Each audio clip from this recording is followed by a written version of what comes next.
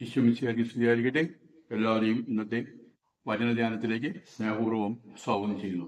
ക്രിസ്തുവിന്റെ ജനനത്തെക്കുറിച്ച് ധ്യാനിക്കുമ്പോൾ നമ്മുടെ എല്ലാം മനസ്സിൽ ഓടിവരുന്ന മാതാകന്മാരുടെ സന്ദേശമുണ്ട്. അത്യുന്നതങ്ങളിൽ ദൈവത്തിന് സ്തുതി, ഭൂമിയിൽ സന്മനസ്സുള്ളവർക്ക് സമാധാനം. എന്നാൽ മനുഷ്യൻ ഭൗതിക പുരോഗതിയുടെ അത്യുന്നതിയിൽ എത്തിയിട്ടും അവന് സമാധാനം മാത്രം ലഭിക്കുന്നില്ല. അതിന് കാരണം എന്താണ്? സ്നേഹം തന്നെയായ ദൈവം തന്നെയാണ് പുത്രനായ യേശുവിലൂടെ നമ്മുടെ ഇടയിൽ ഭൂജാതനായത് എന്ന യാഥാർത്ഥ്യം നാം വിസ്മരിക്കുന്നു എന്നതാണ് അതിൻ്റെ പ്രധാനപ്പെട്ട കാരണം. ക്രിസ്മസ് എന്നത് ഒരു ഓർമ്മ പുതുക്കലല്ല, ഒരു അനുഭൂതിയാണ്. ദൈവത്തിൻ്റെ സ്നേഹമായി നമ്മുടെ ഹൃദയത്തിൽ ഏറ്റുപിറക്കുമ്പോൾ നമുക്ക് ലഭിക്കുന്ന അനുഭൂതി. ഇതിന് നാം ചെയ്യേണ്ടത് എന്താണ്? ദൈവത്തെ സ്നേഹിക്കണം, സ്വയം സ്നേഹിക്കണം, അവരെ സ്നേഹിക്കണം.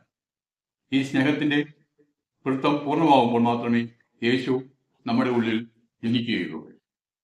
ഏറ്റവും പ്രധാനപ്പെട്ട കൽപ്പനയായി യേശു നമ്മെ പഠിപ്പിക്കുന്നത് ഇതാണ്: നീ നിന്റെ ദൈവമായ കർത്താവിനെ പൂർണ്ണ ഹൃദയത്തോടും പൂർണ്ണ ആത്മാവോടും പൂർണ്ണ ശക്തിയോടും കൂടെ സ്നേഹിക്കുക. രണ്ടാമത്തെ കൽപ്പന, നിന്നെ പോലെ തന്നെ നിന്റെ അയൽക്കാരനെയും സ്നേഹിക്കുക. ഇവയേക്കാൾ വലിയ കൽപ്പനയൊന്നുമില്ല. മാർക്കോസ് 12:30-31. സ്നേഹത്തിന്റെ ഈ കൽപ്പന നമ്മുടെ ജീവിതത്തിൽ നാം സാക്ഷാത്കരിക്കുമ്പോൾ ആണ് യേശു നമ്മുടെ ഹൃദയത്തിലേക്ക്, നമ്മുടെ ഭവനത്തിലേക്ക് പ്രവേശിക്കുന്നത്. സമ്പത്തും അധികാരവും ഉപയോഗിച്ച് ലോകത്തെ കീഴടക്കാൻ ഓടി നടക്കുകയാണ് ഇന്നത്തെ മനുഷ്യൻ.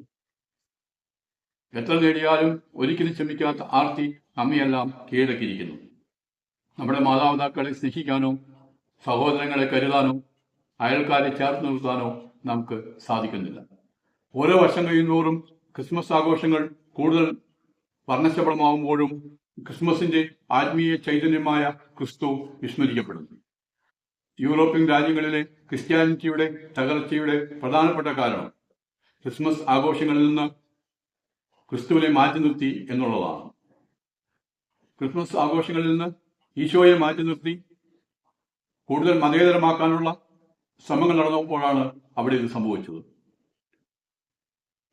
സാന്താക്ലോസ്മാർക്കും ക്രിസ്മസ് ട്രീക്കും പ്രാധാന്യം കൈവന്നപ്പോൾ ഉണ്ണീശോ വിസ്മരിക്കപ്പെട്ടു. നമ്മുടെ നാട്ടിലും ക്രിസ്മസിന്റെ പ്രധാന ആകർഷണം സാന്താക്ലോസ് ആയി മാറിയത് നമ്മൾ കാണുന്നുണ്ട്. ക്രിസ്മസിനെ ഒരു സെക്യുലർ ആഘോഷമാക്കി മാറ്റിയതുകൊണ്ട്, ക്രിസ്മസിനെ ജനകീയവൽക്കരിച്ചുകൊണ്ട് ക്രിസ്തുവിനെ എല്ലാവരും രക്ഷകനായി സ്വീകരിക്കണമെന്നില്ല. യഥാർത്ഥത്തിൽ ക്രിസ്തുവിന്റെ വ്യക്തിത്വം മറ്റുള്ളവരുടെ മുന്നിൽ മറയ്ക്കപ്പെടുകയാണ് ഇതുവഴി ചെയ്യുന്നത്.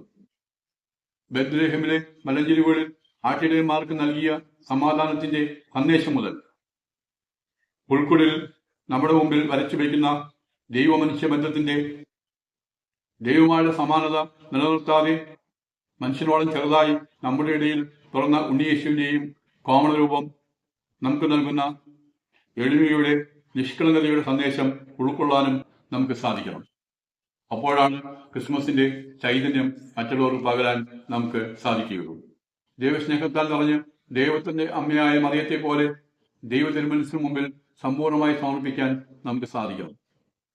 അപ്പോഴാണ് ഗർഭിണിയായ എലിസബത്തിനെ ശുശ്രൂഷിക്കാൻ തിടുക്കത്തിൽ പുറപ്പെട്ട മറിയത്തെ പോലെ നമ്മുടെ കുടുംബങ്ങളുടെയും സഹോദരങ്ങളുടെയും അയൽക്കാരുടെയും ആവശ്യങ്ങളിൽ ദൈവസ്നേഹത്താൽ പ്രേരിതരായി പ്രതികരിക്കുവാൻ നമുക്ക് സാധിക്കുകയുള്ളൂ. ഈ ക്രിസ്മസ് നമ്മളെ അതിന് പ്രചോദിപ്പിക്കട്ടെ. തിരുപ്പിറവിക്കായി ഒരുങ്ങിക്കൊണ്ടിരിക്കുന്ന ഈ സാഹചര്യത്തിൽ നമ്മുടെ ഹൃദയങ്ങളിൽ യേശു വന്ന് വസിക്കുന്നതിനും അതിനുവേണ്ടി നമ്മുടെ ഹൃദയങ്ങളെ ഒരുക്കുന്നതിനും നമുക്ക് സാധിക്കട്ടെ. ലോകത്തിന്റെ വർണ്ണശബളമായ ഭൗതികതയിൽ അടിസ്ഥാനമായ ആഘോഷങ്ങളിൽ നിന്ന് മാറി നിന്നുകൊണ്ട് ക്രിസ്മസിന്റെ യഥാർത്ഥ ആത്മീയ ചൈതന്യം മനസ്സിലാക്കി എളിമയുടെയും സഹനത്തിന്റെയും നിഷ്കളങ്കതയുടെയും ദൈവസ്നേഹ വാത്സല്യത്തിന്റെയും നിറവിൽ ക്രിസ്മസ് ആഘോഷിക്കുവാൻ സർവേശ്വരൻ നമ്മളെ അനുഗ്രഹിക്കട്ടെ. എല്ലാവർക്കും ക്രിസ്മസിന്റെയും പുതുവത്സരത്തിന്റെയും ആശംസകൾ നേരുന്നു.